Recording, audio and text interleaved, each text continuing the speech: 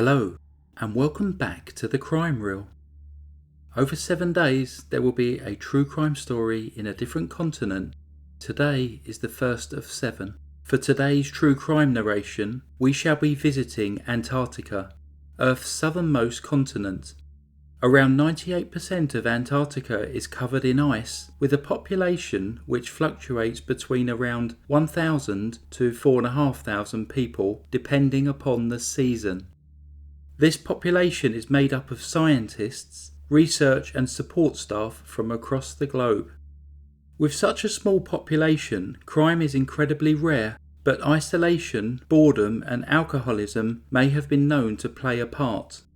The 1959 Antarctic Treaty means that any person accused of committing a crime on the continent would be subject to the laws of their home country.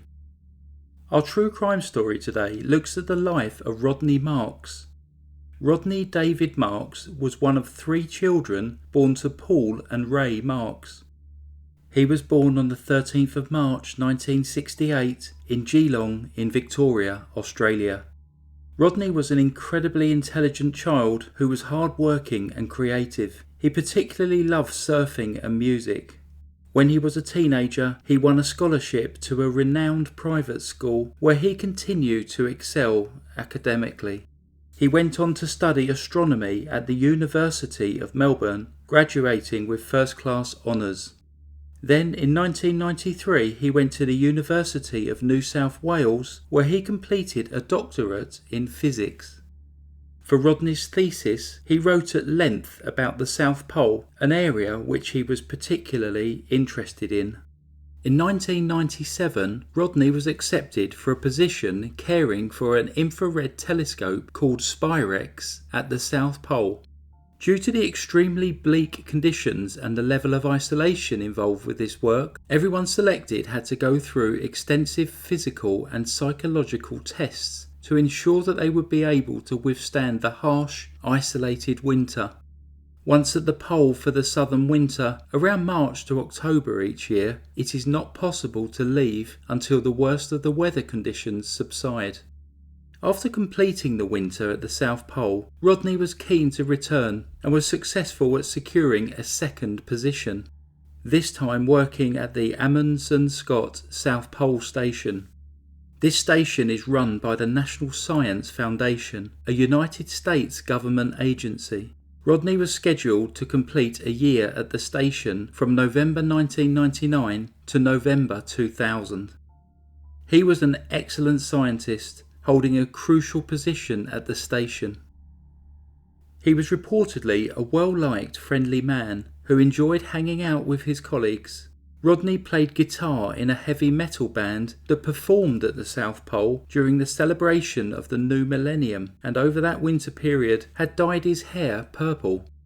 He enjoyed a drink and would drink to excess on occasion, something that was not uncommon with the employees at the station.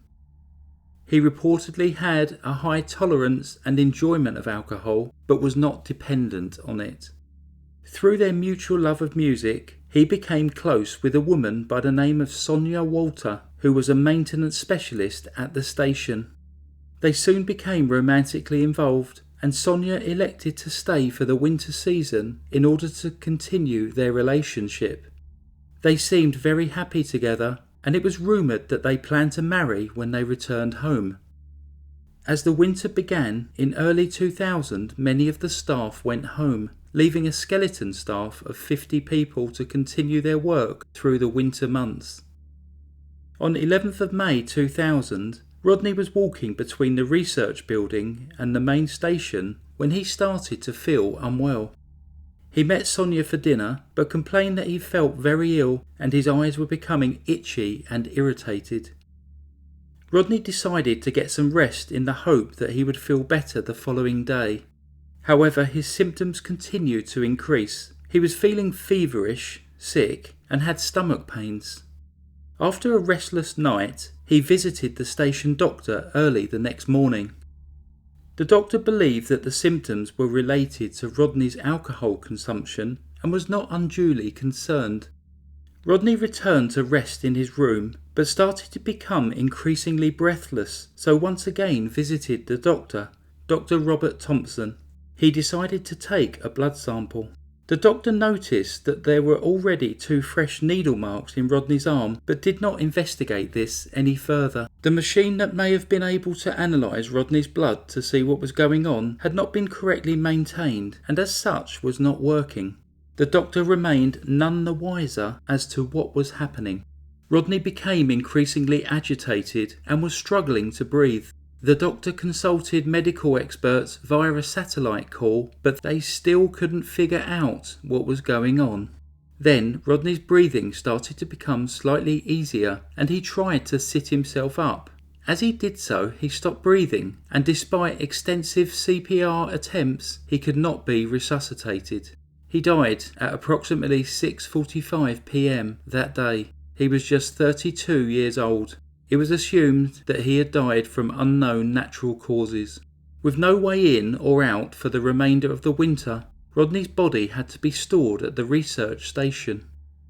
His loss was devastating to the 49 other members of staff who worked alongside him.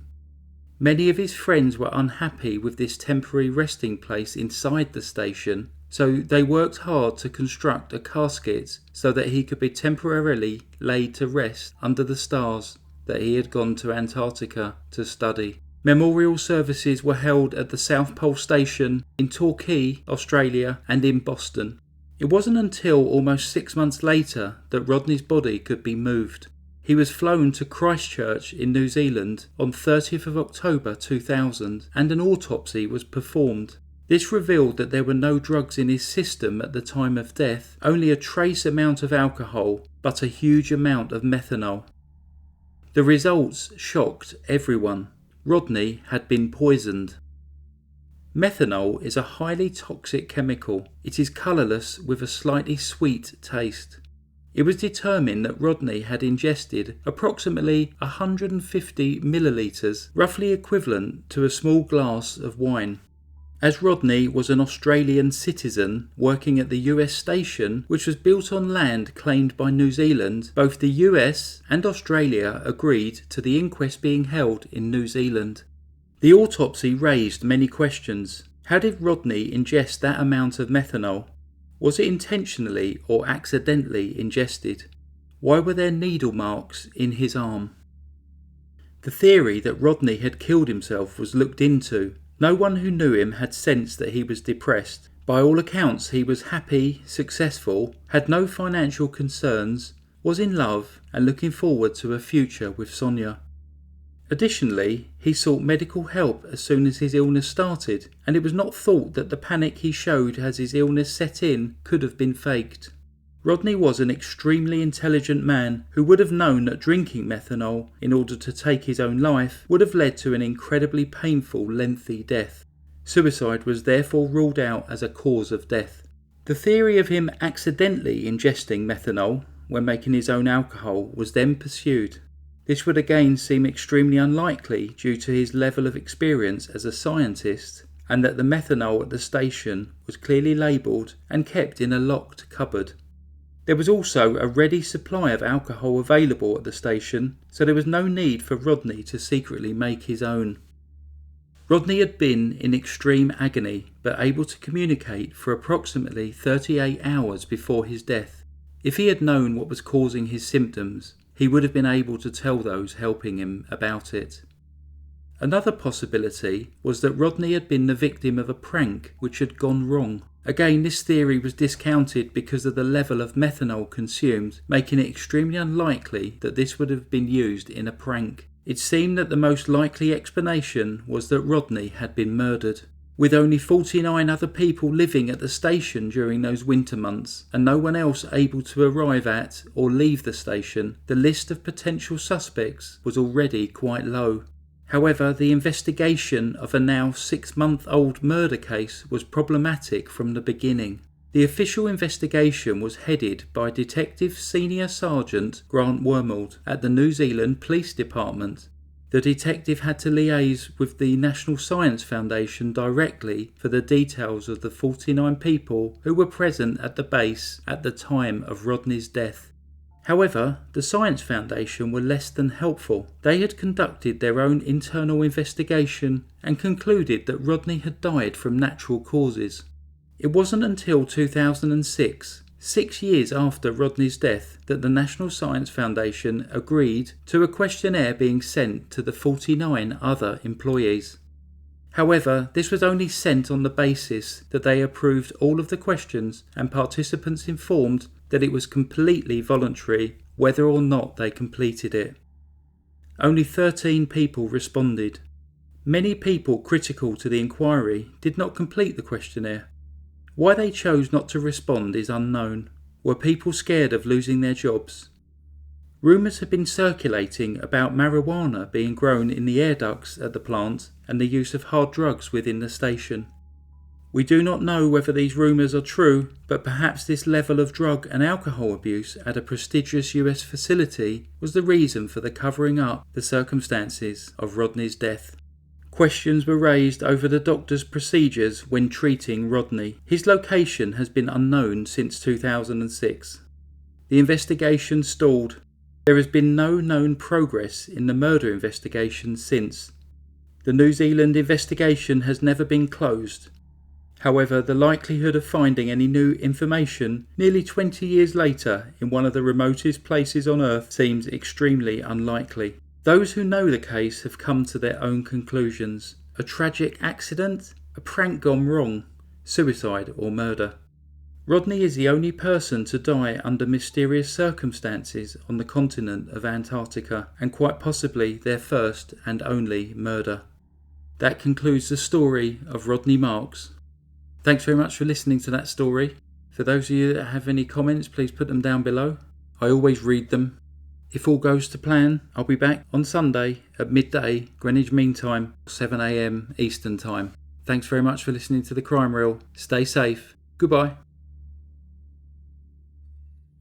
Psst, if there's any way you can share these videos, I'd be really grateful. Thanks to all you psters out there. Goodbye.